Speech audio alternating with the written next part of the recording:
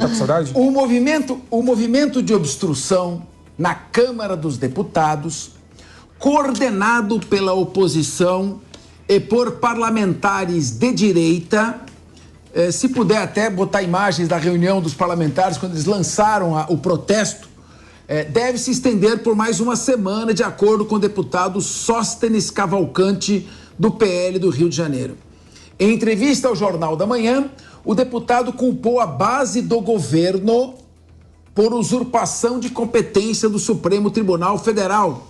Vamos acompanhar, roda a sonora. Isso prova a insatisfação que a Câmara tem com as constantes usurpação de competência advinda do STF, matérias que são do Legislativo, matérias que recentemente foram deliberadas como marco temporal e o STF vai lá e delibera totalmente diverso, e todas essas matérias de interferência do STF, elas são advogadas junto ao STF por partidos da base do governo.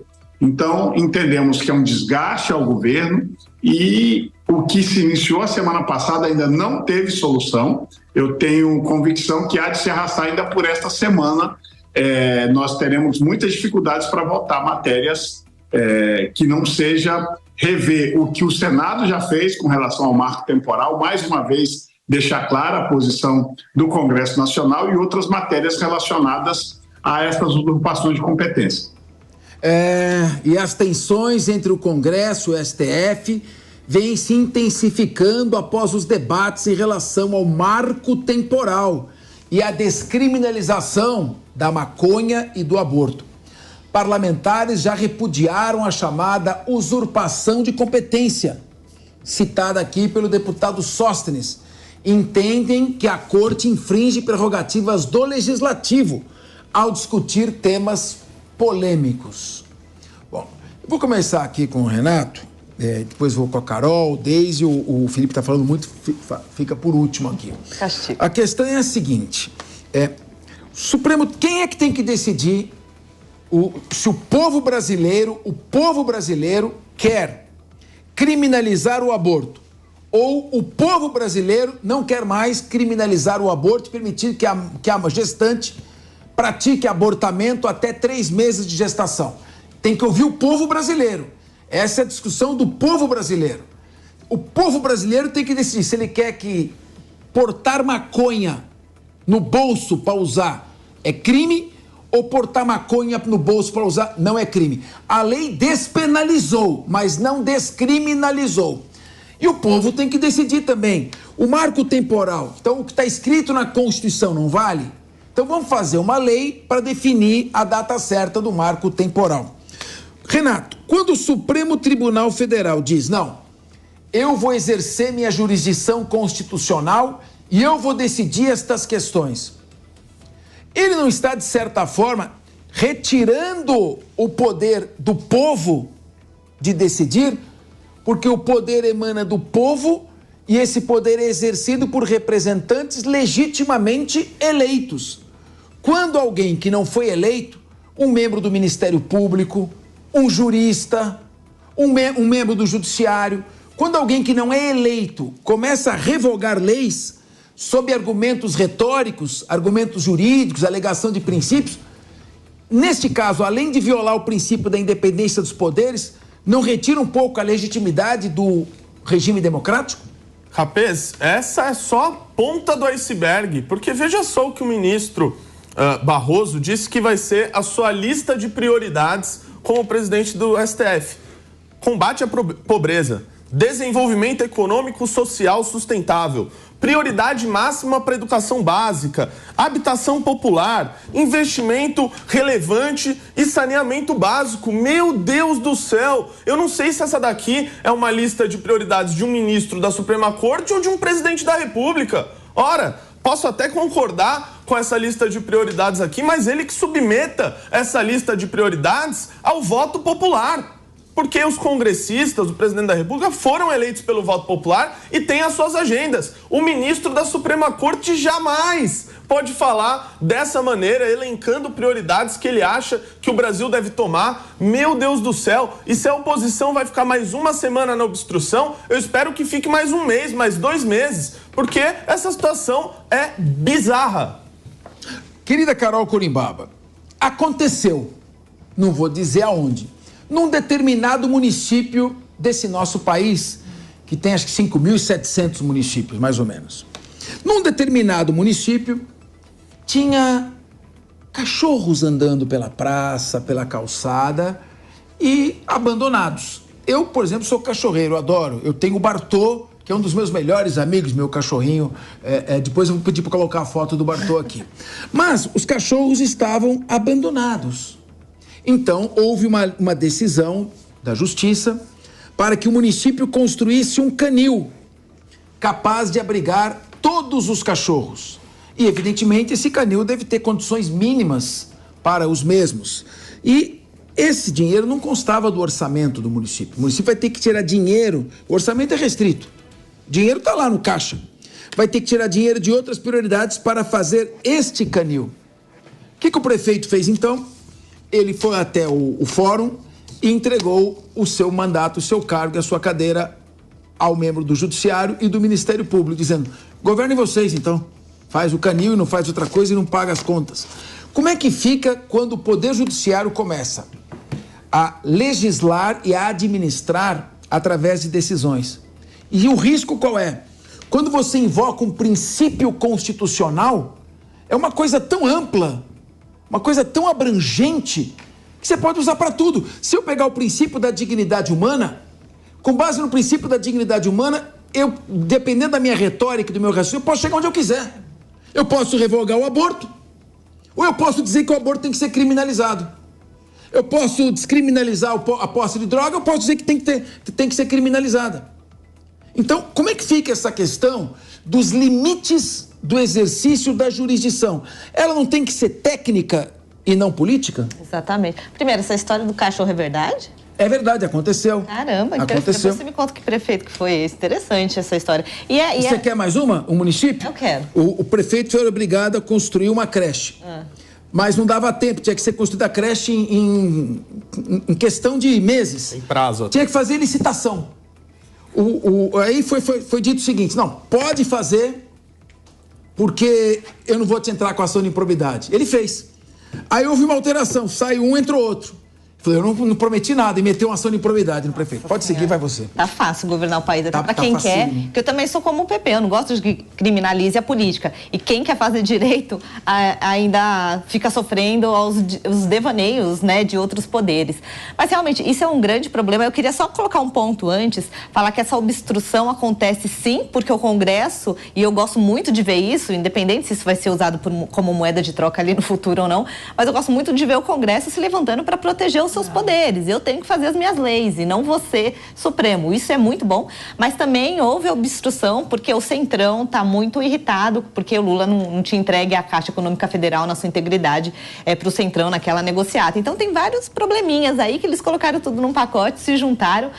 Mas essa questão de o Supremo interferir nos poderes do Legislativo é muito complicado, porque, por exemplo, vamos pegar o caso do aborto. O Supremo tem que falar o que é constitucional ou não. Ele tem que, se ele é demandado a falar sobre o assunto, ele tem que falar se é constitucional ou não. Agora, querer legislar, querer falar que a partir de qual semana que você pode tirar a criança, a partir da 12ª semana, pelo amor de Deus, eu aí, dando minha opinião agora, sou completamente contra isso. Para mim, eu sou a favor de como está na lei, já tem lei. Se a Câmara não quer falar sobre o assunto, ela já está falando, tá como na lei, vamos seguir dessa forma. Mas o Supremo está interferindo. Então, essa interferência traz uma extrema instabilidade política para o país, Capês. Isso vai acarretar no nosso PIB, viu, futuramente. Claro, porque quando você cria insegurança jurídica e imprevisibilidade, você aumenta a taxa de risco dos investimentos. A turma foge. Você retrai investimento, é óbvio. Agora, Deise, você viu a questão do canil aí, que é uma loucura, né? Dos cachorros. Né?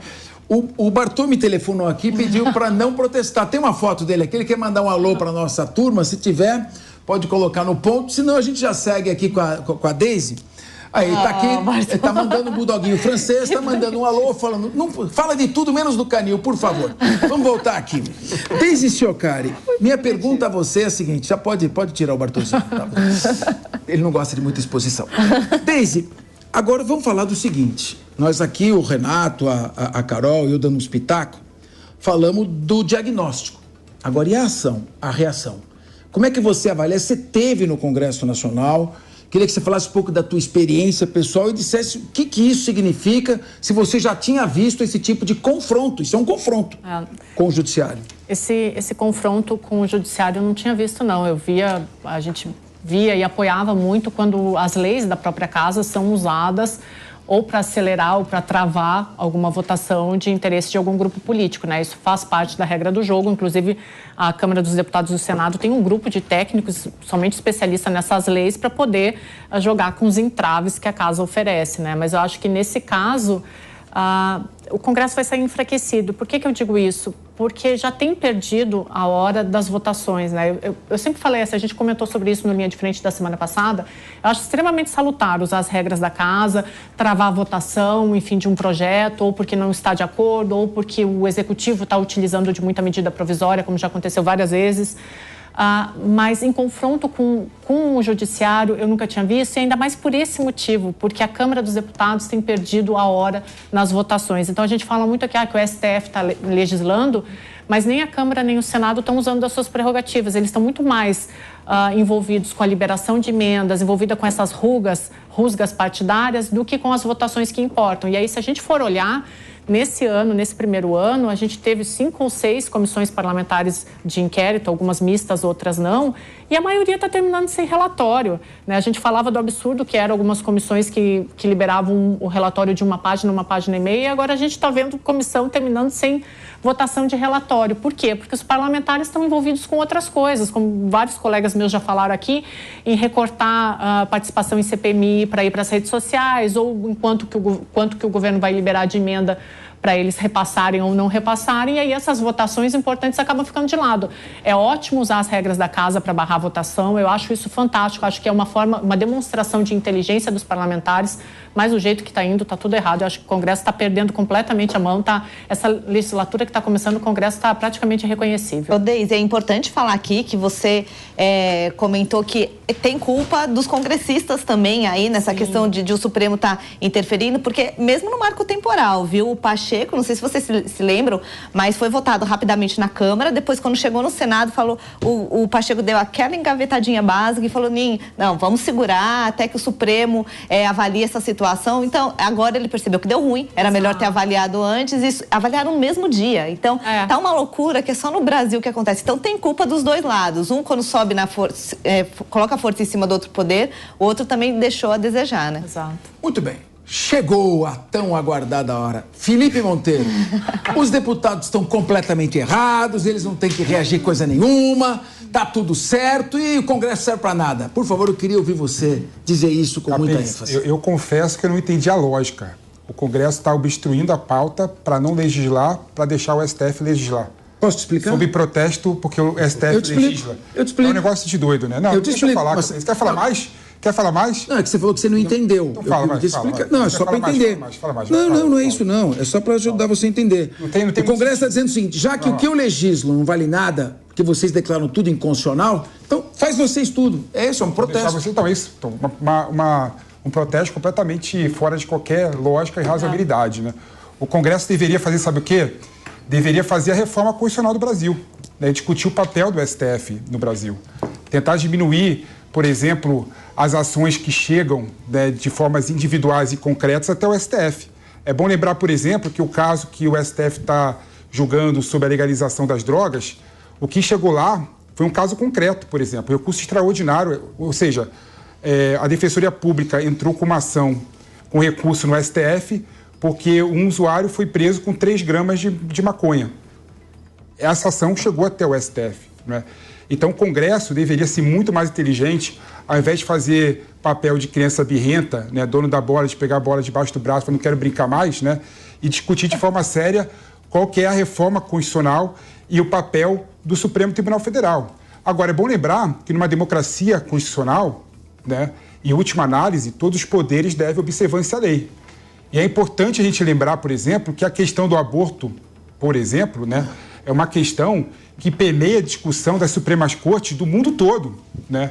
A Suprema Corte dos Estados Unidos, por exemplo, né, julgou o caso 73, Roe contra Wade, que legalizou o aborto nos Estados Unidos. Ano passado, a Suprema Corte resolveu cancelar a decisão de 73. Ou seja, essa matéria do aborto e outras matérias são matérias constitucionais, né? Se a gente deixasse, por exemplo, o Legislativo legislar sem ingerência do Supremo Tribunal Federal, seria proibido até hoje união homoafetiva no Brasil. Olha só que absurdo. O STF agiu errado em julgar o caso e legalizar a união homoafetiva? Claro que não. Claro que não. A gente só está discutindo isso atualmente, né, porque está num momento de polarização política, está um momento que o STF está tendo um protagonismo muito maior do que ele deveria ter, não é? Então as pessoas estão cansadas com esse papel do STF. Agora, controle de constitucionalidade existe no mundo desde o século XVIII. A Constituição Federal. Está na Constituição Federal, claramente, o papel do Supremo Tribunal Federal de declarar determinada legislação constitucional ou inconstitucional. Ou seja, eu não entendo, por exemplo, o Congresso, que deveria realmente debater assuntos sérios, debater políticas constitucionais, debater uma reforma constitucional, uma reforma do judiciário como um todo, deixando o STF só para assuntos de matérias constitucionais. Quando eu digo matérias constitucionais, eu digo matérias materialmente constitucionais, né? Porque a nossa Constituição Federal, ela versa sobre todos os assuntos, né? Então, se a gente não fizer essa discussão de forma séria, né, a gente vai ficar no mesmo lugar sempre. Vocês perceberam o seguinte, claro que o Felipe é um jurista, um advogado, não consegue evitar um pouco o juridiquês, mas deu para entender como é difícil justificar essa posição. O STF tem que fazer o controle de constitucionalidade. Agora eu pergunto, no que o crime que está lá desde 1940 é inconstitucional? No que a criminalização, a opção do Congresso por criminalizar a posse para uso próprio? Quero que você fale. O que ela é inconstitucional? Pode falar. Não, a questão é a seguinte, o legislador brasileiro, o Congresso Nacional, não fui eu, nem você, resolveu separar a figura do usuário do traficante. O artigo 28 da Lei de Combate ao Tráfico está lá claramente isso.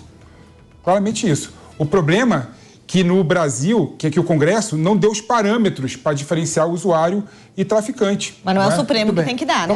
Mas sabe o que acontece? O cara foi preso com 3 gramas de maconha, como é que faz? Número 1. Mas não é o Supremo que tem que só para corrigir alguma coisa. Não, desculpa. Vou responder o que ele perguntou. Vou responder o que ele perguntou. O Congresso optou por separar o traficante do usuário e optou por criminalizar as duas condutas. E também o Congresso Nacional votou um projeto de lei verdade, Capês. O usuário não é criminalizado. Mas assim, você começa a cortar, eu tenho a impressão que você fica inseguro quando você começa a cortar. Ah, meu Deus. Está na lei de drogas, os critérios para diferenciar o traficante do usuário. Está na lei do processo penal, que está na lei, artigo 28, parágrafo 2º. Se puder colocar, por favor, que ele não acredita em mim. Então, o parágrafo 2º do artigo 28 da Lei de Drogas, Lei 11.343 de 2006, diz que se leva em conta antecedentes, local, condições da prisão, quantidade da droga, qualidade da droga, tudo isso é levado em conta. Está na Lei de Drogas. Ora, se tudo isso já existe, já está na lei, eu sei que o Supremo faz controle de constitucionalidade, qualquer estudante de direito sabe. Agora, o controle de constitucionalidade não pode ser pretexto para legislar e revogar tipos penais. Senão, para que serve 513 deputados federais e 81 senadores? São coisas diferentes, Capês. Completamente diferentes. O problema é que para fazer... Olha, são 15 horas e 3 minutos. Carol Curimbaba, eu não sei, pode discordar, não tem problema. Eu não sou o dono da verdade, mas o Congresso diz que é crime o portar droga para uso próprio, diz que é crime traficar, estabelece os critérios para diferenciar um do outro. O Código de Processo Penal diz que, uma vez lavrado o flagrante, o delegado tem que justificar por que é tráfico e não porte, e ele vai para uma audiência de custódia de 24 horas, em que o juiz vai analisar. Eu quero saber se tudo isso não vale nada. Para mim, agora, o seguinte, se você pega um traficante com 0,3 gramas de maconha na porta de um colégio aqui perto, ele vai dizer, a polícia vai, não toque em mim porque não é crime. Desculpe, Por favor, Carol. Não, para mim, na verdade, seria mais radical, inclusive. Eu acho que os congressistas foram até suaves. Para mim, tinha que criminalizar pesado todo mundo, mesmo que for um bequezinho só de maconha. Eu sou completamente contra. Isso daí pode me chamar de velha, de antiga, mas para mim eu sou completamente contra. Porque aquele bequezinho tá financiando, sim, não venha me falar que pode plantar em casa, não. Para mim, eu sou completamente contra, mas aí é a minha opinião. Agora, levando aos fatos, eu entendo também que como hoje pode estar dando margem a várias injustiças. Quando você, dependendo do cara que está pegando usando o bequezinho lá, se for um cara rico ou um cara pobre, a gente sabe que a condução é errada, é diferenciada. Só que é o legislador que tem que falar, tá bom, a gente dividiu quem é traficante, quem é usuário, é o legislador que tem que falar quantos gramas que é usuário, quanto que não é o Supremo tem que falar se é constitucional ou não. Esse é o nosso ponto. No detalhe, agora, o Supremo vai... Agora, os parlamentares têm razão, Renato, ou não têm, de fazer um protesto. Veja, o protesto deles não é um protesto de agressão, não é um protesto de desrespeito, é um protesto dentro da área de atribuição deles. Eles estão obstruindo as votações para mostrar que eles não concordam, que eles estão insatisfeitos. Algum tipo de reação tem que ter. Agora, essa está na medida certa, respeitosa, dentro dos limites do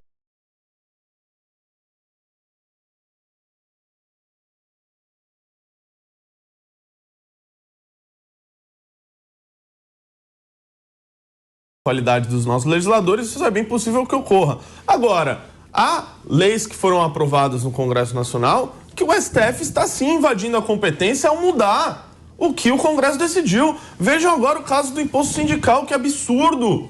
A questão do aborto, a questão das drogas aqui que a gente bem falou, você explicou muito bem, Capês. Agora o STF está querendo decidir sobre esses assuntos, o que não deveria ocorrer, né? Essas leis são muito claras. A do imposto sindical, assim, claríssima. Não sei de onde que a Suprema Corte tirou que poderia redecidir sobre um assunto que foi tão debatido ali em 2019, 2018, 19, 20, por aí, quando a gente extinguiu esse imposto sindical. Muito bem. Bom, gente... Peraí, Capês, só para colocar um ponto aqui. O artigo 28 não dá parâmetro nenhum. O artigo 28 da lei não dá nenhum parâmetro para separar o usuário de traficante. Estou com ele aberto aqui. Você quer ver aqui você? Para não perder tempo procurando? Não tem problema. Então, esse parâmetro que você colocou aí, você tirou da tua cabeça, né? Talvez você confundiu com outro tipo de crime, né? Mas é relacionado com a diferenciação entre usuário e traficante. Não há nenhum parâmetro. Deise Ciocari, você acha que é o problema? Tá, eu já vou te responder. Esse que é o problema. O que eu que tenho que resolver? Ele quer tirar a prova de mim. Ele quer tirar a prova de mim. Vai lá, Deise. Deise Ciocari, já vou voltar a palavra com você. Deise Ciocari, eu quero saber o seguinte: o que vai dar esse protesto? Capês, assim, muito honestamente, eu acho que nada. Assim, de novo, eu acho válido. Eu acho... Que, Felipe? Não, tô falando do Capês. O Felipe está atrapalhando o programa. Não, eu acho válido, eu acho o protesto válido, mas me parece, pegando aqui a esteira do que o Renato estava falando, me parece, assim, é um protesto no meio de uma desarticulação, fica até feio, sabe? Só um minuto. Atenção, produção. Seria possível pegar a lei 11.343 de 2006 o VAR. E botar o parágrafo 2º do artigo 28? Não tem problema se demorar. Artigo 28, parágrafo 2º, só o parágrafo 2º do artigo 28 Coloca aí. Da lei 11.343. Tem nada de parâmetro. Certo? Que eu estou definindo os parâmetros para diferenciar tráfico de uso próprio. O Felipe é um grande jogador de truco, mas comigo, bicho, eu jogo pôquer. Por favor, Deise Ciocari. Eu já terminei. Terminou? Então tá bom. Não, bom, vamos fazer o seguinte. Eu vou assim, eu leio eu tô aqui o parágrafo 2º. Leia o parágrafo 2º aí. Eu vou ler. Eu mostro qual que é o parâmetro. Atenção, pessoal. Por favor, agora vocês vão arbitrar essa discussão. Olha o que diz a lei. A lei, não precisa de decisão do judiciário. A lei. Para determinar, o artigo exato que eu falei, 28, parágrafo 2º. Para determinar se a droga destinava-se a consumo pessoal... É isso. O juiz atenderá à natureza da droga, à quantidade da droga, ao local em que a droga foi apreendida, às condições em que se desenvolveu a ação, às circunstâncias sociais e pessoais, bem como à conduta e aos antecedentes do agente. Aí ele faz a verificação se é tráfico ou se é consumo pessoal. Ou seja, não há parâmetro nenhum. Parâmetros são critérios objetivos. Bom. Isso são critérios subjetivos, Capês. Você diz os números, né? Não tem número. Espera um pouquinho. Depende do juiz. Vamos lá. E no caso concreto, Capês, sabe como é que o juiz e a autoridade policial decide se é tráfico ou Agora, usuário? quem estiver nos acompanhando, Só coloca o parâmetro. Pode subir, eu entendi o que ele quis dizer. Parâmetro é critério objetivo. Agora, eu pergunto o seguinte: existe parâmetro ou não? Não. Você olha a quantidade da droga, a qualidade. Vamos lá. Então, volta para mim um pouquinho. O problema é que falta qual é a quantidade. É isso aqui, é o legislador. Não, presta atenção. O parâmetro. Você pega alguém condenado por tráfico de drogas. É subjetivo ou é um fato? Você pega alguém com cocaína. É subjetivo ou é um fato? Você pega com 3 gramas de cocaína. É objetivo ou é um fato? Você pega a porta de uma escola. É objetivo ou é subjetivo? Esse é objetivo. Isso está na lei. Não tem critério. Isso está na lei. O critério é feito pelo juiz. O critério é feito pelo juiz dentro dos parâmetros. Critério, então. Existem parâmetros. Concorda comigo, Capim. Bom, para de estar fazendo. Olha, não tem condição. Olha, pessoal, essa altura. Desculpa, vocês não são bobos. Quem está nos acompanhando pode ter a sua opinião própria. Eu pergunto para você: a lei tem parâmetros para gerenciar o consumo pessoal ou não? Acabei de ler para vocês. Ele diz que não. Se isso faz a sua cabeça, paciência. Ele está blefando. Vamos prosseguir. Critério objetivo. Tá bom. Parâmetros. Tá bom. Porque, na verdade, o que acontece no Brasil convence quem não quer é a diferença do usuário e traficante, na verdade, é a cor da pele, o nível de escolaridade, entendeu? Esse é o problema. Bom, então... Nível socioeconômico. Quer dizer, então é o seguinte... Mas é isso que acontece. É verdade. Então vamos fazer... É exatamente isso que acontece. Com base nesse critério, vamos descriminalizar o furto também de pequeno valor. Vamos descriminalizar o roubo também de pequeno valor. Nada a ver uma coisa com a outra. Lógico, tem tudo a ver. Nada a ver. Vamos descriminalizar... Se é um critério social que justifica que o Poder Legislativo não possa legislar... Eu não falei que é critério social que justifica a legislação do Renato, eu não estou entendendo. Mas o que eu falei é o seguinte: faltam parâmetros objetivos, porque da forma como está, vocês não leram a decisão do Supremo Tribunal Federal nem a discussão, né? Fizeram um estudo econométrico dizendo que tem relação direta entre as pessoas que são presas pela cor, pelo nível socioeconômico e pelas questões de nível de educação mesmo, né? Essas pessoas, com a mesma quantidade de um branco rico, são consideradas traficantes. Ou seja, não há critério objetivo na lei. E o parágrafo 2º é claro em relação a isso. Bom, o que ele está dizendo é o seguinte... Não precisa falar o que eu estou dizendo, não, porque você está falando... Para de fazer. Não. O que você está falando é o seguinte... Para de fazer toda hora... O Supremo diz, até 0,3 gramas de maconha não configura crime. Então, tirou da polícia, tirou do Ministério Público, tirou do juiz que vai analisar o flagrante, tirou do juiz que vai sentenciar a possibilidade de analisar os antecedentes, as condições em que foi feita a prisão, o local da prisão, a relação entre quantidade e qualidade de droga. Você te retira do juiz, no caso concreto, a análise. Uma lei tem que estabelecer parâmetros genéricos. O que o Supremo está fazendo é retirar os parâmetros quaisquer da lei. Não tem parâmetro. E o juiz não tem... Bom, vocês viram se tem parâmetro ou não tem parâmetro. Vou mudar de assunto porque não é possível, que nem balhar com ferro frio. Você não teria discussão. Alguns métodos... Tá bom, esquece, velho.